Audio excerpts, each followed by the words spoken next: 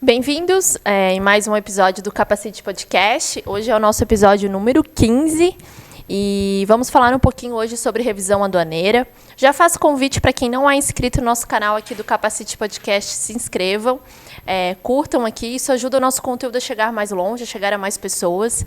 E se você também tiver alguma sugestão de tema, coloca aqui nos comentários que a gente sempre acompanha aí e faz o possível para estar atendendo todos vocês. Para quem não me conhece, meu nome é Tuane, eu sou de Itajaí, sou uma das hosts do Capacite de Podcast junto com meu esposo, o Alisson.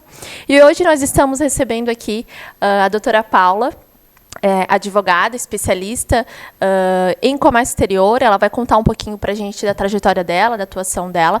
E a gente vai falar de um tema importantíssimo que gera muitas dúvidas e curiosidades para as empresas importadoras, especialmente na legislação brasileira, que hoje é tão desafiadora a cumprir e a entender o que todos querem. Bem-vinda, doutora Paula.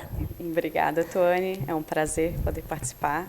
Legal. Contigo. Queria já parabenizar a iniciativa do podcast.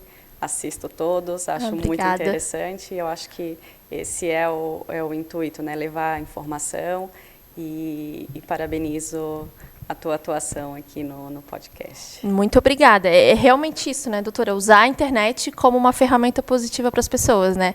Porque hoje tem tanta informação, tem tanta coisa, a gente tem que saber filtrar. E eu vejo que no comércio exterior tem muito pouco conteúdo.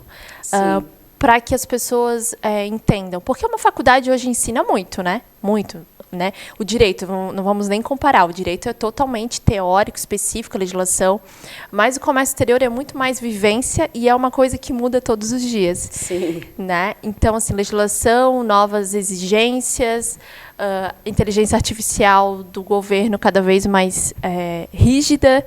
Então, a gente usar esse espaço para realmente atualizar o pessoal e ter uma informação um pouco mais rápida e mais leve, e trazendo especialistas como você. Então, seja bem-vinda, obrigada por aceitar o convite, estar aqui com a gente, contribuindo com o teu tempo e com o teu conhecimento.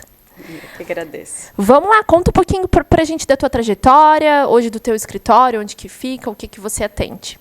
Então, eu sou de Florianópolis, meu escritório é em Florianópolis, atuo no direito tributário e aduaneiro. Iniciei a minha trajetória na advocacia em órgãos públicos, né? Fui consultora jurídica na Prefeitura de Florianópolis, depois assessora na Câmara e depois consultora jurídica no Estado, exercendo a advocacia concomitantemente, né, nesses períodos. E em 2017, fiquei exclusivamente no meu escritório de advocacia. Fui fazer um mestrado em 2019 em Direito Tributário. Em 2022, eu fiz uma especialização em Direito Aduaneiro Europeu na Universidade Católica Portuguesa. Que legal! E atuo aí tentando, a gente está sempre tentando desvendar, né, o comércio exterior, porque a gente tem um aglomerado de legislações, né, em que mudam a todo momento, instruções normativas, e a gente tem que estar acompanhando essas mudanças aí diárias quase. Diárias, né? É verdade. Bom, gente, hoje a gente vai aproveitar que a doutora Paula aí, disponibilizou um tempo para a gente e a gente definiu juntas aí falar um pouco sobre a revisão aduaneira. Aproveito nesse momento para agradecer os apoiadores do Capacite Podcast. A gente tem algumas empresas nos apoiando, elas vão estar passando aqui para vocês e ao final a gente vai estar falando mais um pouquinho sobre isso. Então vamos lá, doutora Paula, o que é a revisão aduaneira? Então, a gente tem um público que nos assiste que é a galera de Comex, tem o pessoal que quer começar a importar, que tem as dúvidas. Então, vamos começar falando do conceito. O que é, então, a revisão aduaneira? Então, a revisão aduaneira, ela ocorre para verificar a regularidade do pagamento dos tributos na importação, de benefício fiscal e a exatidão das informações prestadas na declaração de importação. Ela ocorre depois do desembaraço aduaneiro e, por isso, revisão aduaneira, né? Ela vai revisar tudo aquilo que foi trazido na declaração de importação, que é feita pelo próprio importador, né? Neste caso, e ela acontece depois do desembaraço. E por que eu digo depois do desembaraço? É importante a gente definir que o despacho aduaneiro ele é composto de 4 fases. A primeira fase, que seria o processamento da declaração de importação. Depois de registrada a declaração, ela passa para um canal, para a conferência aduaneira. nessa conferência aduaneira, depois ela vai ser direcionada para algum dos canais que a gente conhece, o verde, o amarelo, o vermelho ou cinza. E depois da conferência, é desembaraçada a mercadoria e entregue ao importador. E aí a quarta e última fase, que seria a revisão aduaneira. Então, a revisão aduaneira, ela seria após o desembaraço e encerra daí o despacho aduaneiro. Alguns entendem que o despacho se encerra com o desembaraço, mas não é verdade, né? Pois é. O despacho ele só se encerra com a revisão aduaneira, até porque a gente tem que ter uma celeridade aí na entrega dessas mercadorias ao importador, né, deslocar essa fiscalização para uma zona, tirar da zona primária e levar para a zona secundária, até porque a gente possa ter aí uma entrega mais célere e não ocasionar para o importador custos como armazenagem, né, de manter essa mercadoria durante muito tempo ali sob fiscalização, e até inviabilizando as operações, né? Então, a revisão ela é feita após o desembaraço. Ela é feita após o desembaraço, mas ela não acontece depois de liberada a carga, né? Aí existe um outro processo. A revisão aduaneira, ela ocorre depois de liberada a mercadoria. Depois de liberada a mercadoria. Entregue ao importador, ela pode ocorrer no prazo de até 5 anos, isso é importante, até 5 anos após o registro da declaração de importação. Perfeito, até 5 anos. Então, até 5 anos está passível de ser questionado. Sim. E vamos falar, então, desses questionamentos.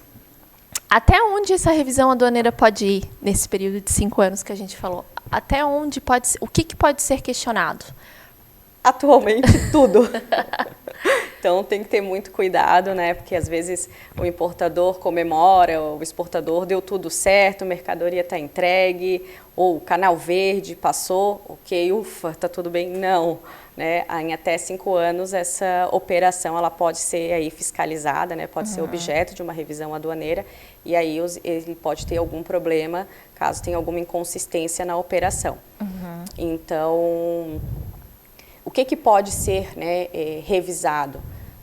Todas as informações prestadas pelo importador, tributária, né, o que mais eu acho que é a preocupação maior aí dos importadores é ser surpreendido com uma autuação que tem uma diferença de tributos, né, e nós temos multas pesadíssimas também, né, não só que não são tributárias, são essencialmente aduaneiras. Às vezes há um pouco de confusão entre a natureza dessas penalidades, elas são vistas como tributárias, mas na verdade são multas essencialmente aduaneiras. Vamos exemplificar aqui a multa de 1%, né, por declaração inexata ou classificação, um erro na classificação, que é 1% sobre o valor aduaneiro, é uma multa do controle aduaneiro, não é tributária, né? Então, e o imposto de importação, que pode ser alterado, porque a gente sabe que revisão aduaneira, vários aspectos podem ser revistos, mas essencialmente o maior volume é classificação de mercadorias, né? De mercadorias. Então, a classificação ela tem um papel importantíssimo, porque ela vai alterar a alíquota do imposto de importação, a alíquota do IPI, a classificação ela vai ensejar essa multa de 1%. Se a mercadoria alterar a classificação, ela pode estar sujeita a um licenciamento, e aí tem a aplicação da multa de 30%. Então, assim, a classificação hoje, ela é o ponto crucial e mais importante, né, o que tem o maior risco aí, porque ela tem uma influência alterando a classificação. A gente tem pode ser que altere a classificação e não tenha diferença de tributos, por exemplo. Sim. Que a alíquota fique a mesma, não tem uma diferença, mas vai ter aplicação de multa de 1%, às vezes de 30%, se tiver uma licença de importação, né? Sim, e a classificação aqui a gente fala tanto da NCM, como também a descrição, né? Que é colocada a descrição completa, né? Que é algo bem importante. Sim. Até me preocupa que essa inteligência artificial está super em alta, e eu acho que alguns pontos são muito positivos, mas ouvi falar até de empresas pedindo para a inteligência artificial fazerem classificação de mercadoria e descrição. O que eu acho muito delicado, né, doutora? Porque a inteligência artificial, ela sabe de tudo que está de informações dentro da internet. Mas há um tato de vivência e particularidade de entendimento do que é obrigatório. Então, acho que até um alerta que a gente deixa para as pessoas, né? E classificação fiscal, classificação de mercadorias, né, não é fiscal essencialmente, mas a classificação de mercadorias, ela é uma atividade jurídica hoje no Brasil. Tem que observar as regras, né?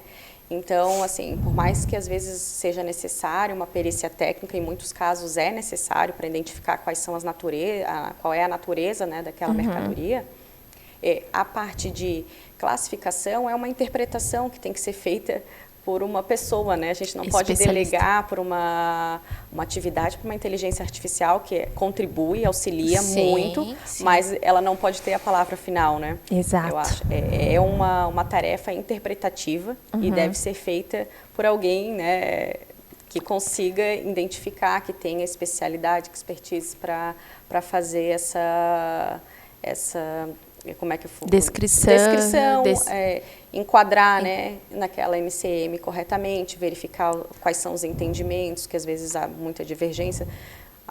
Nem mesmo a Receita, a gente sabe, quem atua no comércio exterior, a gente sabe que tem classificações que nem mesmo a Receita Federal se entende, né?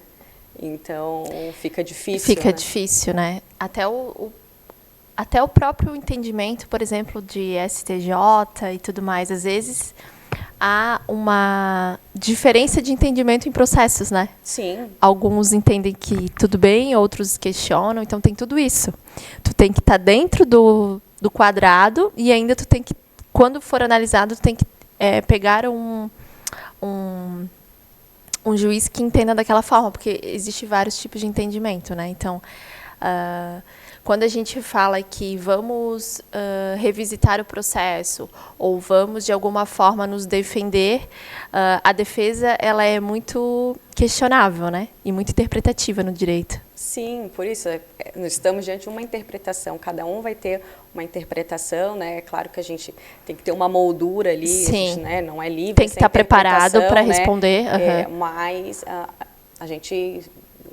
as jurisprudências vão variar, mas a gente tem que estar ali auxiliando os importadores, exportadores, para que eles, né, haja aí um gerenciamento de risco e que ele fique exposto de uma forma, vamos dizer assim, menor, porque não existe uma operação sem risco. Quem vai, que é 100% seguro essa operação, ela pode ser uma operação que mitigou ali, né, observou toda a legislação, observou a jurisprudência, mas a gente sabe que o futuro aqui é incerto, né, com essa revisão. Hoje o entendimento, os temas que foram objeto de análise do STJ justamente eram sobre classificação fiscal e o STJ tinham passado por canais em que foi feita a conferência e o STJ entendeu que nestes casos poderiam ser revisitadas a própria classificação fiscal que foi objeto de fiscalização. O que, no meu entendimento, está totalmente equivocado. Por quê? A gente, nesse recurso que foi objeto de análise do STJ, quais são as grandes, voltando um pouquinho só para entender, quais são as grandes discussões que são levadas para o judiciário? É relativamente a questão do desembaraço aduaneiro homologar o lançamento tributário. O lançamento tributário no imposto de importação hoje, ele é feito por homologação. O que é um lançamento por homologação? O lançamento por homologação é aquele que o contribuinte mesmo presta todas as informações e faz o pagamento antecipado dos tributos. Hoje a gente sabe que é o importador que preenche, né, as informações relativas à operação e o pagamento é feito automaticamente em débito em conta corrente. Então a gente tem aí um lançamento por homologação. O que os advogados, né, as defesas levavam para o judiciário, não só para o judiciário, mas o Tribunal Administrativo, o CARF, que é muito eficiente, tem profissionais especializados que discutem essa matéria também. Qual é o argumento base dessas defesas? É de que o desembaraço, ele homologaria quando ele é realizado, excetuado o canal verde, quando ele é realizado no amarelo, no vermelho e no cinza, o desembaraço, né, quando há ali a conferência, é realizada essa homologação desse lançamento e, portanto, não poderia ser alterado posteriormente, modificado esse entendimento posteriormente, tá? E esse argumento tem caído por terra e acredito que até coerentemente, porque o desembaraço aduaneiro ele não pode ser visto como uma homologação do lançamento. Uma homologação do lançamento ela ocorre ou de forma tácita, pelo decurso do prazo de 5 anos, ou ele tem que ser um ato formal da autoridade, verificando todos os elementos, todos os critérios de constituição daquele crédito tributário. Base de cálculo, alíquota, e a gente sabe que quando cai em algum desses canais, às vezes é um documento que está faltando, às vezes não é a classificação que é analisada, a gente não tem análise de todos os critérios. Então, para eu dizer que houve uma homologação do lançamento, eu preciso verificar todos os critérios. Valoração, inclusive, é algo que não pode ser analisada no âmbito do despacho, antes do despacho. Tem uma instrução normativa da Receita que posterga essa análise posteriormente. Então, eu não posso dizer que o desembaraço seja a homologação do lançamento tributário. São dois institutos diferentes. Aqui nós estamos no Instituto Aduaneiro, que a gente não pode confundir com o Instituto Tributário. E nas defesas a gente vê que os contribuintes têm feito uma grande salada. E é isso que tem sido levado, e a qualidade do que a gente tem de decisões, né, do nosso judiciário também, elas estão aí relacionadas ao trabalho, né, aquilo que é levado para o judiciário, né. Então, o STJ decidiu que realmente não há homologação do lançamento com desembaraço aduaneiro, isso é pacífico, de que é lançamento por homologação, e que não há, então, aí a homologação no desembaraço aduaneiro, e, portanto, então, ele entendeu que não haveria limites. Mas a gente tem um princípio, Tuane, no direito, que é o princípio da segurança jurídica e da proteção da confiança. Sob esse aspecto, o STJ não analisou. E aí eu acho que é o ponto mais importante, porque aí a gente não está adstrito aí aos canais de conferência. Até num Carnal Verde eu posso ter uma situação em que eu tenha aí a proteção da confiança, a segurança jurídica ser observada. Tá? Vamos dar um exemplo. Eu presto as declarações.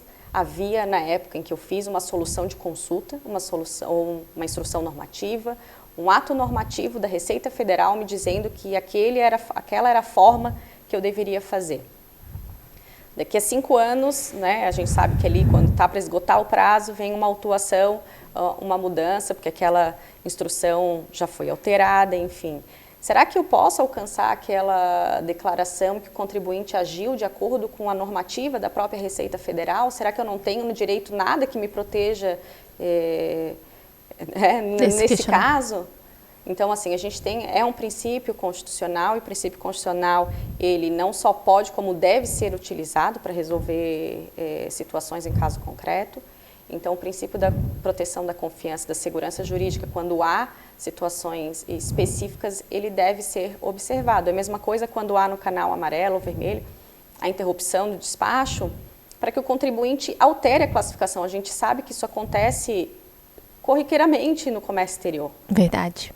Né? E, ou ele altera, e geralmente ele altera porque ele quer desembaraçar rápido, às vezes sem uma instrução jurídica ou do próprio despachante, enfim, faz alteração para liberar a mercadoria e acha que com isso, ok, não vai ter mais problema, vou alterar, estou seguindo o que a própria Receita Federal me disse, altera a classificação, e mais tarde, às vezes, ele pode sofrer uma autuação sobre aquele mesmo aspecto. E é isso que o STJ está dizendo hoje com a jurisprudência, porque foi levado para ele a questão de que haveria aí uma modificação de critério jurídico, o artigo 146 do CTN, que diz que não pode haver modificação do critério jurídico, mas o artigo 146 ele exige que seja um ato da autoridade administrativa, que no lançamento para homologação a gente não tem um ato da autoridade administrativa. Então, assim, a gente tem outros elementos no sistema jurídico que podem amparar, tá, esses importadores, mas essa questão tem que ser levada ao judiciário, tem que ser debatida nos tribunais administrativos também. E é isso que eu acredito que tenha faltado um pouco, pegar no ponto correto, né? Legal. Tem algum case que tu poderia comentar com a gente, que tu passou, poderia dar de exemplo? Não, lógico, sem citar a empresa, mas em alguma situação que, poxa, aconteceu isso, foi questionado? Sim, justamente nessa questão de interrupção do despacho para a modificação da classificação. Porque não só aquela operação em si que está sendo, né, paralisada, em que o importador faz a modificação conforme a autoridade administrativa no âmbito ali do Siscomex determina, né? Não há, claro que se tu discordar, tu vai fazer a tua manifestação de inconformidade e aí vai discutir aquela classificação que deve ser analisado, né? Não deve ser feito pelo importador de maneira... Só? Não, atender, porque às vezes a gente tem que olhar o pratar. Faz quanto tempo que eu importo essa mercadoria nessa classificação? Porque se ele alterar, ele está assumindo que aquela classificação, né, está correta. Mas ele já tem 5 anos para trás, né, de importações com o mesmo produto. E aí ele pode esperar que ele vai... abrir uma brecha e vai ser questionado. Vai ser questionado e vai ser feita a revisão de todas aquelas declarações anteriores. Então, por isso que não é só não é ali só alterar aquela operação. Tem que ver tudo que está em jogo, né? Todo o histórico, né? Então, voltando ali no caso, o que aconteceu?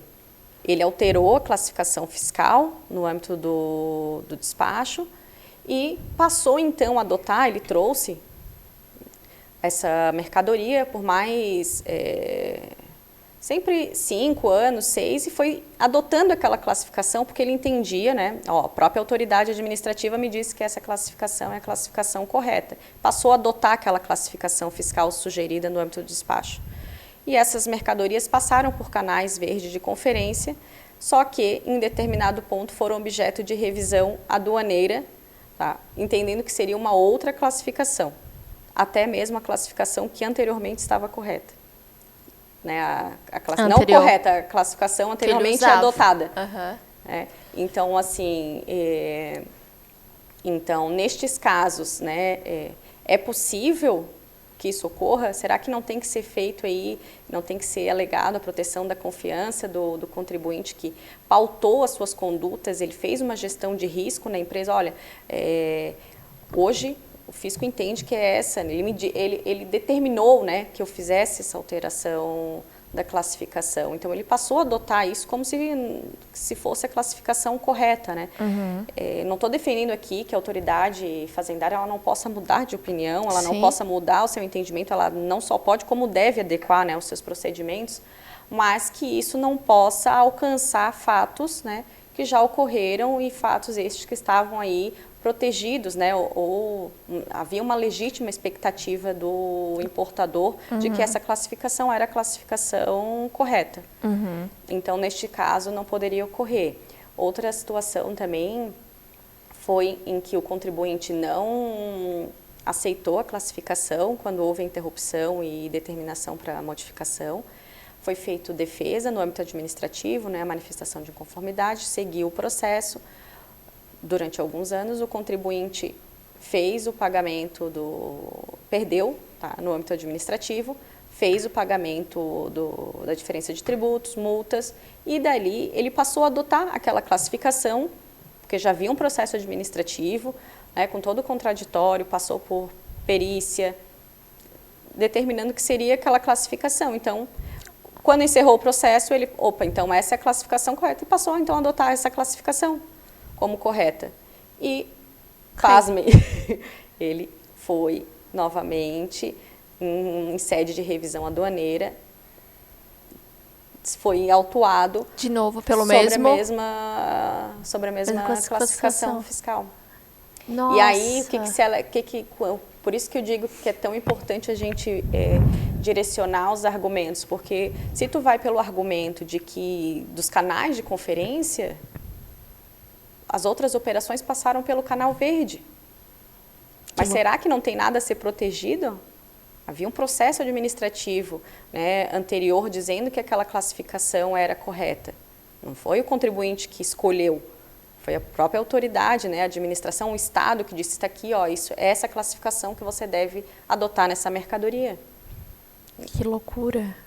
Então, assim, os canais de conferência, eu acredito que eles são um indício, né, para te verificar a possibilidade ou não, ou impor limites à revisão aduaneira. mas eles não são critérios suficientes para isso. E eles não te asseguram de nada. E não te asseguram, e não asseguram. Assim, pode ser que tu tenha passado por um canal vermelho e naquela operação tenha sido feita, inclusive, uma perícia técnica, tem um laudo, né?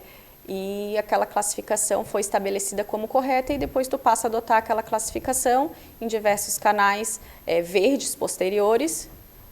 Essas operações devem ser protegidas também, mesmo que nos canais de parametrização verde.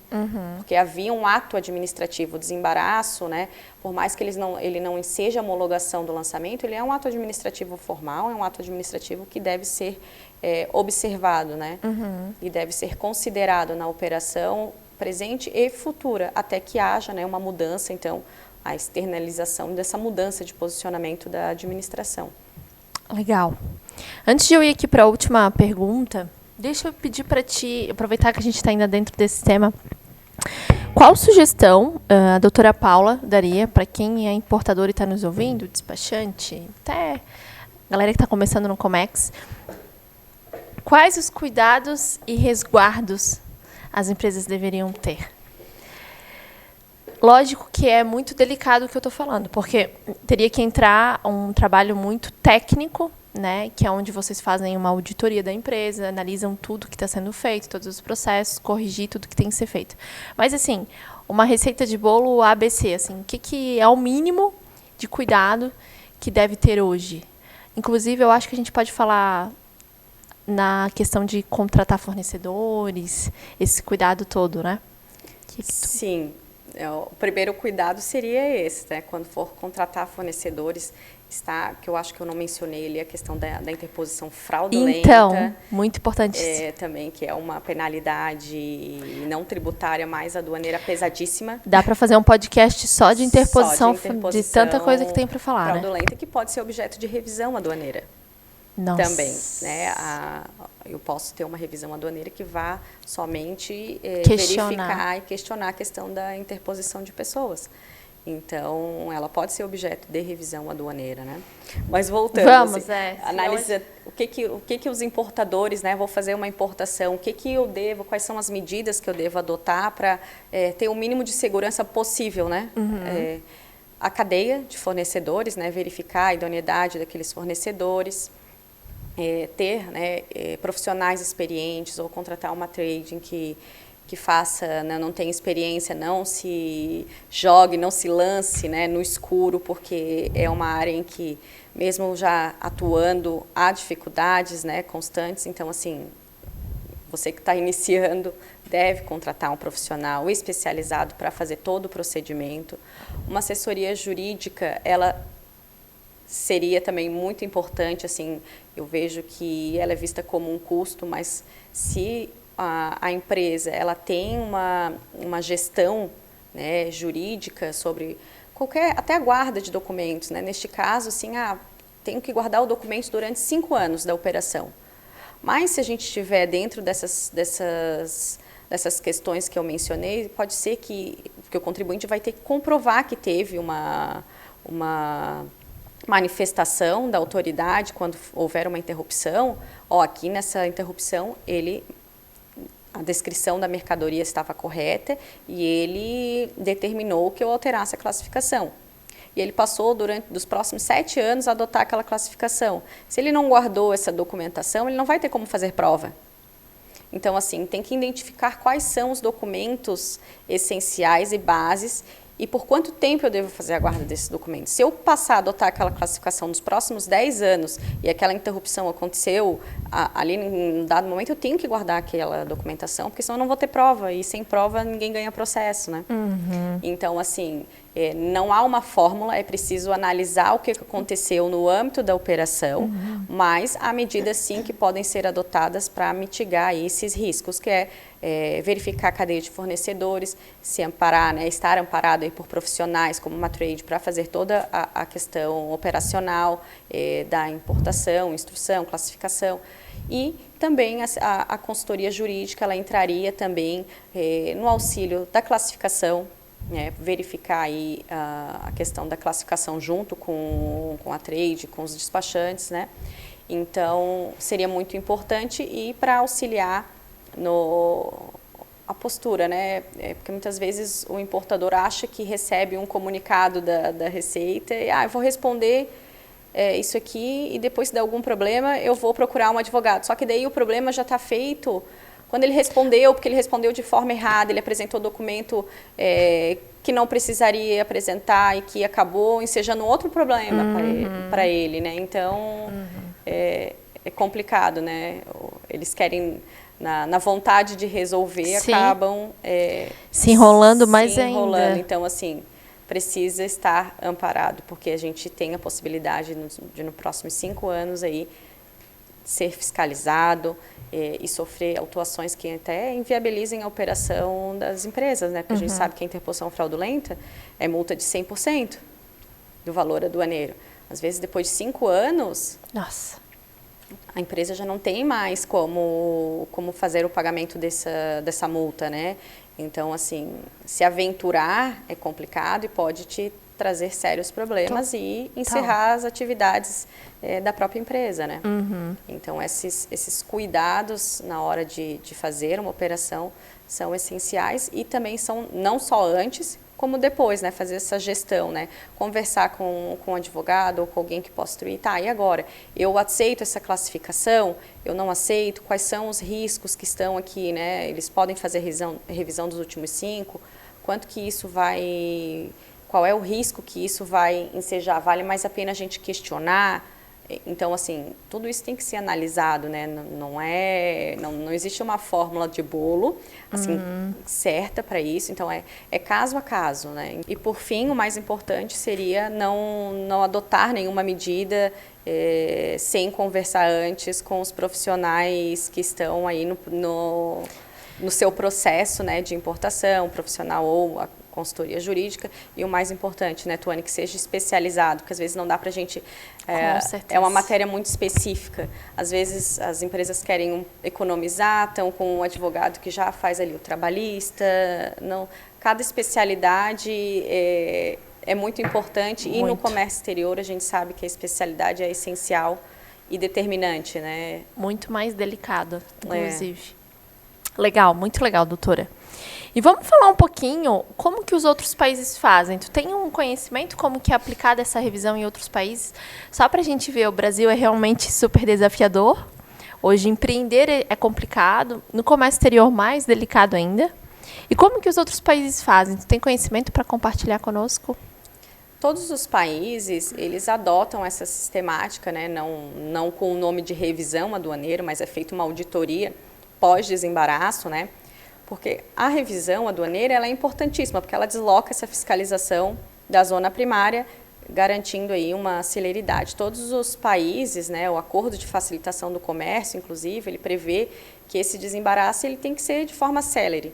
Então, todos os países, eles adotam, sim, essa auditoria pós-desembaraço, que é a verificação após a mercadoria ser entregue, né? É claro que tem situações específicas, como mercadorias proibidas, que, neste caso, deve ser feita uma verificação mais profunda, né? Quando há indícios, né? Nestes casos, drogas, né? Sim. Então, assim, nestes casos, deve ser feita uma verificação exauriente ali na zona primária. Mas, quando não for nessas situações, todos os países deslocam, né? Fazem essa auditoria posteriormente para garantir essa celeridade aí de entrega da mercadoria e garantir o fluxo, né, do comércio exterior. O que acontece é que, em alguns países, a segurança jurídica é observada nestes casos, né? Não há manifestações das autoridades, vamos supor, na Europa, quando há uma consulta, essa consulta ela é feita com prazo de validade. Durante aquele prazo de validade, se o contribuinte ele atuou conforme aquela consulta, ele não pode ser ele não pode ser autuado e não vai ser modificado aquele entendimento, né? É observado, é respeitado, né? O que a gente tem visto aqui no Brasil é que mesmo o contribuinte atuando, agindo como foi determinado pela Receita Federal, né, como foi pela autoridade fazendária, autoridade aduaneira, ainda assim, né, ele e tem o risco de ser autuado, o que não ocorre aí nos outros países, mas a auditoria é feita de forma feita a posteriori, né, após o desembaraço aduaneiro. Legal. Tem alguma coisa que a gente não falou que tu queira compartilhar? Algum insight que tu teve? A gente falou de bastante coisa hoje, até fica o convite numa próxima a gente falar só de interposição fraudulenta, que eu acho importantíssimo e algo que é tão complicado hoje na nossa área, até para explicar para os clientes que nos pedem, nós como trade, inclusive. Bom, doutora Paula, quero agradecer então pelo teu tempo, por estar aqui contribuindo com a gente. Com certeza tem mais temas aí para a gente marcar mais para frente. E obrigada por estar aqui conosco. Eu que agradeço, Tuane, e pode contar comigo para próximas oportunidades. Agradeço a oportunidade de vir aqui falar um pouquinho sobre a revisão aduaneira, que é hoje um fantasma, né, dos importadores. E espero aí ter contribuído com um pouco de informações. Certeza. E fico à disposição para qualquer dúvida. Combinado. É isso, gente. Eu agradeço a participação de vocês. Quem gostou, já aproveita e dá um like aqui. Isso ajuda o nosso conteúdo a chegar mais longe. Eu vou deixar o contato da doutora Paula aqui na descrição do vídeo, tanto no YouTube como no Spotify. E nas redes sociais a gente vai passar mais um pouquinho de informação para vocês. Então, até a próxima. Desejo uma excelente semana e até. Tchau, tchau.